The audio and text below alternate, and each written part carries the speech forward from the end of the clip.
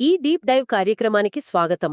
ఈనాటి మన లోతైన విశ్లేషణలో ఉనికి అనే చిత్రకారుడు అనే అత్యంత ఆసక్తికరమైన అంశాన్ని చర్చిస్తున్నాం. అందరికీ నమస్కారం. నిజంగా ఇది చాలా లోతైన విశ్లేషణ కాబోతోంది. అవును, మనకు పరిచయమున్న ఈ వాస్తవ ప్రపంచం అసలు ఎలా నిర్మితమవుతుంది అనేది మనం ఈరోజు పరిశీలించబోతున్నాం. మనం చూస్తున్న ఈ రంగుల ప్రపంచం వెనుక ఉన్న అసలు సత్యమేమిటి అనే ప్రాథమిక ప్రశ్నలను తెలుసుకుందాం. ఖచ్చితంగా. దీనికోసం మన దగ్గర ఉన్న మూలాధారాలు చాలా పురాతనమైనవి. అత్తిరాగ సుత్త నుండి గ్రహించిన విషయాలను ఈరోజు మనం చర్చిస్తాం. అంటే మన చేతన, అలాగే మన కోరికలు ఏ విధంగా మన వాస్తవ ప్రపంచాన్ని క్షణక్షణానికి నిర్మిస్తాయో ఈ సుత్త వివరిస్తుంది కదా. అవును, అదే దీని ముఖ్య ఉద్దేశం.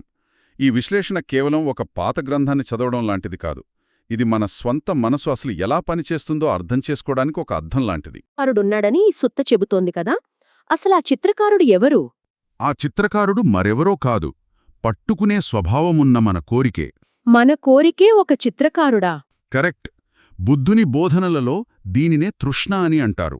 ఒక చిత్రకారుడు తన కుంచెతో రంగులను అద్ది ఎలాగైతే ఒక చిత్రాన్ని సృష్టిస్తాడో అలాగే ఈ తృష్ణ కూడా మన వాస్తవికతను నిర్మిస్తోంది. అంటే ఈ తృష్ణ అనేది ఎప్పుడూ దేనికొకదానికోసం ఆరాటపడుతూనే ఉంటుందన్నమాట. అవును, అలా ఆరాటపడుతూనే తన చిత్రాలను గీస్తుంది. ఆ చిత్రకారుడు ఉపయోగించడానికి 4 రంగులుంటాయి. 4 రంగులా? ఆ రంగులేమిటి? ఈ ఉపమానంలో వాటి అర్థమేమిటి? ఈ 4 రంగులు మన ఉనికికి ఇంధనం లాంటివి అని సుత్త వివరిస్తోంది. ఇందులో మొదటి రంగు స్కార్లెట్. స్కార్లెట్ అంటే ముదురు ఎరుపు రంగు కదా. అవును, ముదురు ఎరుపు రంగు. పురాతన కాలంలో ఈ రంగును చెట్లపై ఉండే కీటకాల స్రావాల నుండి తీసేవారు. ఇది మన శరీరాన్ని పోషించే భౌతిక ఆహారాన్ని సూచిస్తుంది. కీటకాల స్రావాలను భౌతిక ఆహారంతో పోల్చారు. అవును, ఇక్కడే ఒక సూక్ష్మముంది. మనం తినే ఆహారం ఏదైనా సరే అది చనిపోయిన జీవులు లేదా మొక్కల నుండి వస్తుంది కదా. అవును, ప్రాణం కోల్పోయిన తర్వాతే మనం వాటిని ఆహారంగా తీసుకుంటాం. కరెక్ట్. అంటే ఆహారం మృతమైనది. సుత్త విశ్లేషణ ప్రకారం మన ప్రాణాన్ని నిలబెట్టే మూలం ప్రాణం లేనిదాని నుండి వస్తుందన్నమాట. ఇది వినడానికి చాలా వింతగా ఉన్నా ఇందులో చాలా పెద్ద నిజముంది. చనిపోయిన ప్రాణుల స్రావాల నుండి తీసిన రంగును ప్రాణాన్ని నిలబెట్టే ఆహారానికి పోల్చడం చాలా లోతైన పరిశీలన. నిజమే. మనం తీసుకునే ప్రతి ముద్దలోనూ గతం తాలూకు అవశేషాలుంటాయి. భౌతిక ఉనికిని నిలబెట్టుకోవడానికి మనం నిరంతరం ఈ మృతమైన ఆహారంపైన ఆధారపడతాం. అంటే మనం రోజువారీ తీసుకునే ఆహారం కూడా మన ఉనికి అనే చిత్రానికి వాడే మొదటి రంగులాంటిదే. దీని ద్వారానే మన భౌతిక శరీరం అనే బొమ్మకు ప్రాణం పోయబడుతుంది. కరెక్ట్. ఇక రెండో హను గురించి చూద్దాం. రెండోది పసుపు రంగు. దీన్ని పసుపు కొమ్ముల నుండి తీస్తారు. ఈ పసుపు రంగుకున్న ప్రత్యేకతేమిటి? ఈ రంగు చూడ్డానికి ఎంతో ప్రకాశవంతంగా ఉంటుంది. కాని ఎండలో చాలా త్వరగా మసకబారుతుంది. ఎంతోకాలం నిలవదు. త్వరగా మసకబారుతుంది అంటే ఇది దేనికి ప్రతీక? ఇది తాత్కాలిక స్పర్శను సూచిస్తుంది. తాత్కాలిక స్పర్శ అంటే మన ఇంద్రియాలకు తగిలే స్పర్శలేనా? అవును. కంటికి కనిపించే దృశ్యాలు, చెవికి వినిపించే శబ్దాలు, చర్మానికి తగిలే స్పర్శ ఇవన్నీ ఎంత వేగంగా వచ్చిపోతాయో ఈ పసుపు రంగు తెలియజేస్తోంది. కరెక్ట్. పసుపు రంగు ఎండలో ఎంత త్వరగా విలిసిపోతుందో మనకు కలిగే స్పర్శలు కూడా అంతే త్వరగా మాయమవుతాయి. అవును. ఒక క్షణం ఎంతో గొప్పగా అనిపించిన అనుభవం మరుసటి క్షణానికి గతమైపోతుంది. అయినా సరే ఆ చిత్రకారుడు ఆ పసుపు రంగును వాడుతూనే ఉంటాడు. నిజమే కదా. మనమొక మంచి సంగీతం విన్నప్పుడు కలిగే ఆనందం శాశ్వతం కాదు. అది ఆ క్షణానికి పరిమితం. అయినా మన తృష్ణ ఆ అనుభవాల కోసం మళ్లీ మళ్లీ ఆరాటపడుతోంది. కరెక్ట్గా చెప్పారు. ఇక మూడవ రంగు ఇండిగో. ఇండిగో అంటే ముదురు నీలం రంగు కదా. దీని లక్షణమేమిటి? ఇది ఎప్పటికప్పుడు మారుతూ ఉంటుంది. బహుముఖమైనది. కాంతి పడే కోణాన్ని బట్టి దీని ఛాయలు మారుతూ ఉంటాయి. అంటే మారుతూ ఉండే స్వభావం దేనికోసం వాడారు? ఇది మానసిక ఉద్దేశాన్ని సూచిస్తుంది. మన మనస్సులో పుట్టే ఉద్దేశాలు స్థిరంగా ఉండవు కదా. అవును, మన ఆలోచనలు క్షణక్షణానికి మారిపోతూ ఉంటాయి. ఒక క్షణం ఒక ఆలోచనొస్తుంది, మరుసటి క్షణం మరొక ఆలోచనొస్తుంది. కరెక్ట్. ఇలా ఎన్నో రకాలుగా మారిపోతూ మన ఉనికిని ఈ ఉద్దేశాలు తీవ్రంగా ప్రభావితం చేస్తాయి. మన ఉద్దేశాలే మన కర్మలకు మూలమని బుద్ధుని బోధనలు స్పష్టం చేస్తున్నాయి. మన మనసులోని ఉద్దేశ్యాలు ఎంత సంక్లిష్టంగా ఉంటాయో ఆ ఇండిగో రంగు కూడా అంతే సంక్లిష్టమైనదన్నమాట. అవును. ఇక నాల్గవది అత్యంత ముఖ్యమైన రంగు ఉంది. అది బెంగాల్ మ్యాడర్ వేర్ల నుండి తీసిన ముదురు ఎరుపు రంగు. ఈ ముదురు ఎరుపు రంగు దేనికి ప్రతీక? ఇది అన్నింటికంటే ముఖ్యమైన మన చేతనను సూచిస్తుంది. చేతన. అంటే ఈ 4 రంగులను కలిపి చూస్తే ఒక స్పష్టమైన చిత్రం కనిపిస్తోంది. ఆహారం, స్పర్శ, ఉద్దేశ్యం మరియు చేతన. కరెక్ట్. ఈ 4గింటిని కలిపి ఆ చిత్రకారుడు, అంటే మన కోరిక, ఈ ఉనికి అనే మహాచిత్రాన్ని గీస్తోంది. మనం ఎంతలా ఈ భ్రమలో బతుకుతున్నామంటే ఆ రంగులనే నిజమైన ప్రపంచంగా భావిస్తున్నాం.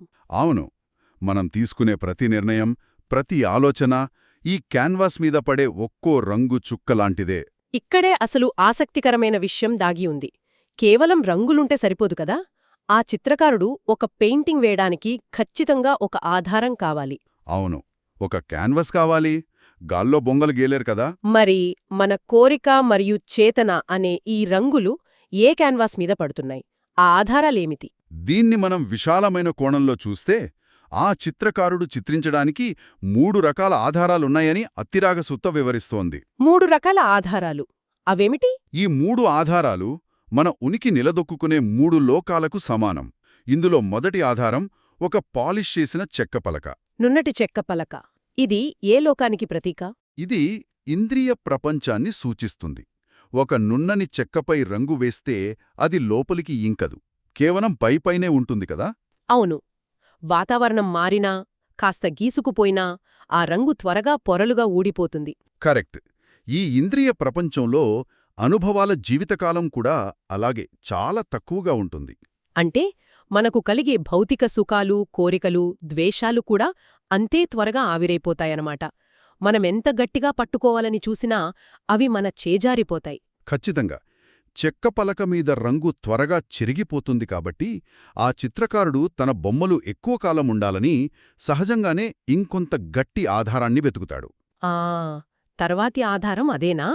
ఒకవేళ రంగు మరింత లోతుగా ఇంకితే ఏమవుతుంది? ఆ చిత్రకారుడు ఎంచుకునే రెండో ఆధారం ఒక రాతి గోడ. రాతిగోడ. ఇది దేనికి ప్రతీక?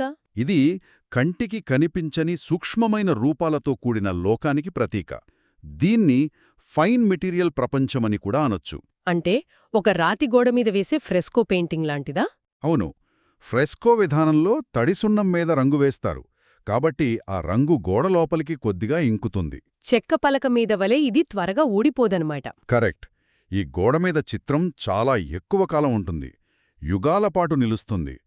భౌతిక సుఖాలను దాటి ఉన్నతమైన స్థితులలో ఉండే ఉనికిని ఇది సూచిస్తుంది. అంటే ఇక్కడ అనుభవాలు సుదీర్ఘకాలం ఉంటాయి, కానీ ఏదో ఒకనాటికి చెరిగిపోవాల్సిందే కదా.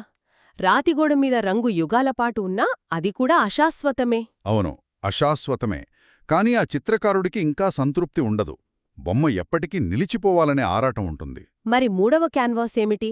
అది ఈ రాతిగోడ కంటే కూడా దృఢమైనదా? మూడవ ఆధారం ఒక సన్నని వస్త్రం. సన్నని వస్త్రం. వస్త్రం మీద రంగు వేస్తే అది ఉపరితలం మీదే ఉండదు కదా. కరెక్ట్. అది దారాల్లోకి పూర్తిగా కలిసిపోయి ఆ వస్త్రంలో ఒక భాగం అయిపోతుంది. అత్యంత దీర్ఘకాలం పాటు అది నిలిచిపోతుంది. ఇది అరూపలోకానికి ప్రతీక. అరూపలోకం అంటే రూపం లేని లోకం. అవును, రూపం లేని ఈ లోకంలో కేవలం చేతన మాత్రమే అత్యంత సూక్ష్మస్థాయిలో ఉంటుంది. కర్మల యొక్క ప్రభావం ఈ ఆధారాలను బట్టి ఎలా ఉంటుందో మనం గమనించవచ్చు.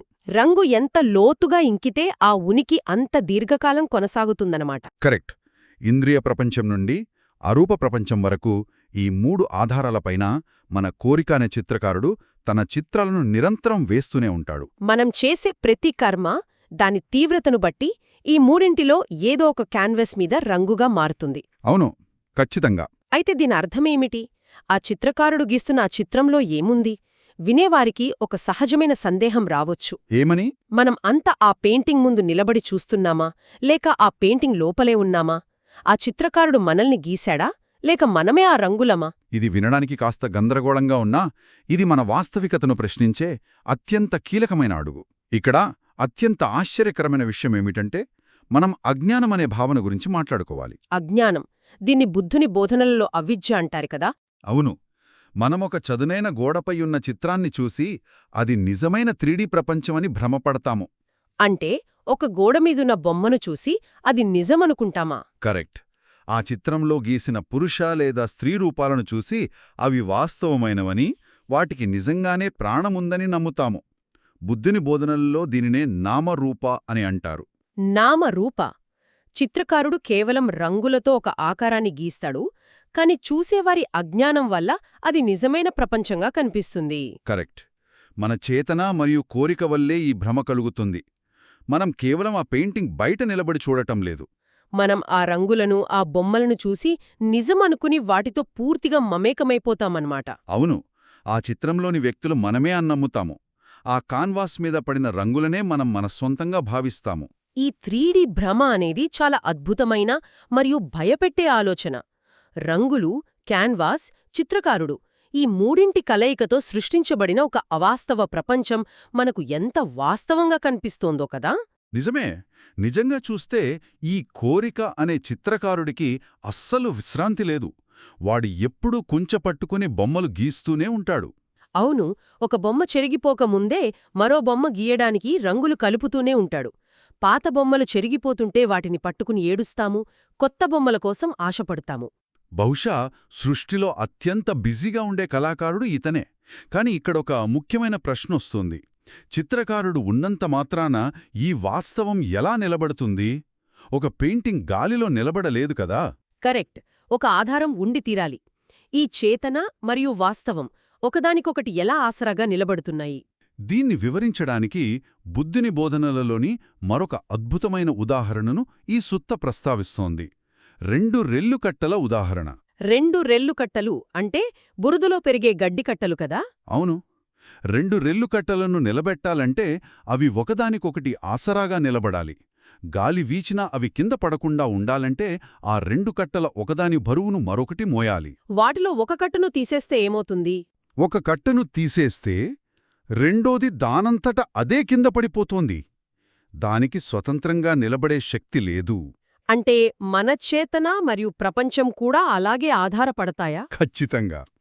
మన చేతన మరియు ఆధారం అనగా నామరూపాల ప్రపంచం ఒకదానిపై ఒకటి ఆధారపడతాయి. చేతన లేకపోతే ఆ ప్రపంచాన్ని గ్రహించేది, అనుభవించేది ఎవరూ ఉండరు. అవును. అలాగే గ్రహించడానికి ఒక ఆకారం, ఒక ప్రపంచం లేకపోతే చేతన నిలదొక్కుకోలేదు. ఈ 2 రెల్లుకట్టల్లాగా ఈ 2 ఒకదానిపై ఒకటి ఆధారపడి మన ఉనికిని క్షణక్షణం నిర్మిస్తున్నాయి. ఈ 2 రెల్లుకట్టల ఉదాహరణ ఎంత ఖచ్చితంగా ఉందో గమనిస్తే చాలా ఆశ్చర్యం వేస్తోంది. ఒకదానిని విడిచి మరొకటి ఉండలేవు. నిజమే. మన చేతన అనేది ఆ ప్రపంచంపై ఆధారపడుతోంది. ఆ ప్రపంచం మన చేతన ద్వారానే వాస్తవ రూపం దాల్చుతోంది. ఈ రెండింటి మధ్య ఉన్న ఈ విడదీయరాని సంబంధమే మన బంధనానికి కారణం. మరి ఈ చిత్రకారుడు ఇలా పదే పదే ఈ రంగులు వేస్తూ ఉండటం వల్ల, ఆ రెల్లుకట్టలు అలాగే నిలబడి ఉండటం వల్ల చివరకు ఏమవుతుంది? ఈ చిత్రకారుడు ఎప్పటికీ సంతృప్తి చెందడు. తన కోరిక అనే ఇంధనంతో పదే పదే బొమ్మలు వేస్తూనే ఉంటాడు. ఎరుపు, పసుపు, ఇండిగో రంగులను కలుపుతూనే ఉంటాడనమాట. అవును. చెక్క పలక, రాతిగోడ, సన్నని వస్త్రం ఇలా కొత్త కొత్త ఆధారాలపై చిత్రాలు గీస్తూనే ఉంటాడు. దీనివల్ల జరిగేదేమిటి? ఒక బొమ్మ గీయడమంటే ఒక కొత్త జన్మను సృష్టించడమే.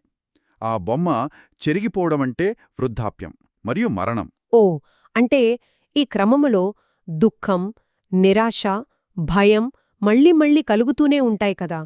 ఒక చిత్రం చెరిగిపోగానే మరో చిత్రం కోసం ఆరాటపడతాను. కరెక్ట్. ఈ నిరంతర చక్రాన్నే కారణ-కార్య సంబంధమైన జనన-మరణ చక్రం అంటారు. ఒకదానివల్ల మరొకటి ఉద్భవించడం. డిపెండెంట్ ఆరిజినేషన్ అంటారు కదా దీనినే. అవును. మన అజ్ఞానం వల్ల ఈ చిత్రాలు నిజమని నమ్మి మనం ఆ చట్రంలో ఇరుక్కుపోతాము. ఆ భ్రమలో ఉన్నంతకాలం దుఃఖం తప్పదు. ఈ మూలాధారంలో ఉన్న అసలు సత్యమిదే. బొమ్మను కాదు, బొమ్మలు గీస్తున్న ఆ తృష్ణను మనం గుర్తించాలి. కరెక్ట్గా చెప్పారు. మనం చర్చించిన ఈ లోతైన విషయాలను ఒకసారి క్రోడీకరిస్తే మన ఉనికి అనేది అనంతమైన ఒక పెయింటింగ్ లాంటిది. పట్టుకునే మన కోరిక అనే చిత్రకారుడు 4 రంగులను ఉపయోగించి 3 వేర్వేరు క్యాన్వాస్ల మీద నిరంతరం చిత్రాలు గీస్తూనే ఉన్నాడు. అవును. అజ్ఞానం వల్ల మనం ఆ బొమ్మలనే నిజమైన ప్రపంచమని భ్రమపడుతున్నాం. రెండో రెల్లుకట్టల్లా మన చేతన ప్రపంచం ఒకదానికొకటి ఆసరా ఇచ్చుకుంటున్నాయి. ఈ దుఃఖం నుండి, ఈ పెయింటింగ్ భ్రమ నుండి బయటపడటానికి మూలాధారాల్లో ఏమైనా మార్గముందా? భిక్షువులకు చేసిన ఈ బోధనలో దీనికి పరిష్కారమేమైనా చెప్పబడిందా? ఈ క్యాన్వాస్లని చించేయాలా లేక చిత్రకారుణ్ణి ఆపాలా? ఖచ్చితంగా ఒక అద్భుతమైన పరిష్కారం చెప్పబడింది. ఈ సుత్త చివరలో భిక్షువులకు అర్థమయ్యేలా ఒక సూర్యకిరణం ఉదాహరణ ఉంది. సూర్యకిరణం ఉదాహరణ అదెలా ఉంటుంది? ఒక పాడుబడిన భవనంలోకి కిటికీ గుండా సూర్యకిరణం ప్రసరిస్తుందని ఊహించుకుందాం. సరే, ఒక సూర్యకిరణం లోపలికొస్తోంది. ఆ కిరణం సాధారణంగా ఎదురుగా ఉన్న గోడమీద పడుతుంది కదా. ఒకవేళ ఆ గోడ లేకపోతే అది నేలమీద పడుతుంది. అవును, గోడ లేకపోతే కింద పడుతుంది. నేల కూడా లేకపోతే అక్కడున్న నీటిమీద పడుతుంది. కాని ఒకవేళ అక్కడ గోడ, నేల, నీరు అనే ఆధారం ఏదీ లేకపోతే ఆ సూర్యకిరణం ఎక్కడ పడుతుంది? ఆధారమేదీ లేకపోతే అదెక్కడా పడదు కదా. కరెక్ట్. అది ఎక్కడా పడదు. అది శూన్యంలో అనంతంగా ప్రయాణిస్తుంది. అలాగే మన చేతన దీనిపైన ఆధారపడకుండా ఉన్నప్పుడు, అనగా ఆ చేతనకు పట్టుకోడానికి ఒక కాన్వాస్ లేనప్పుడు అది ఎక్కడా నెలకొనదు. అంటే కోరికనే చిత్రకారుణ్ణి నిలువరించినప్పుడు చేతనకు నిలబడటానికి ఆధారం దొరకదు. అవును. అప్పుడు ఆ దుఃఖచక్రం ఆగిపోయి సంపూర్ణమైన విముక్తి శాంతి లభిస్తుంది. ఒక్కవేళ ఆధారం లేకపోతే సూర్యకిరణం ఎక్కడా పడదు అనే ఈ ఒక్క వాక్యం ఎంతటి ప్రశాంతతనిస్తుందో కదా. అనంతమైన ఆకాశంలో స్వేచ్ఛగా విహరించే కిరణంలాంటిది ఆ చేతన. ఖచ్చితంగా. ఇది చాలా అద్భుతమైన స్వేచ్ఛ. చివరగా వినేవాళ్లందర్నీ ఆలోచింపజేసేలా ఒక ప్రశ్నను వదిలిపెట్టాలి.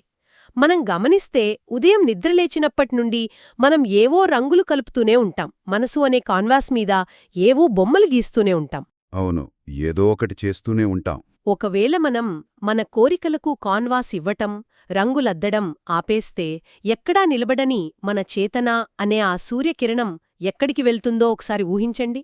అప్పుడు మిగిలే ఆ నిశ్శబ్దం ఎలా ఉంటుందో ఆలోచించండి. ఈనాటి మన లోతైన విశ్లేషణను ఇక్కడితో ముగిద్దాం.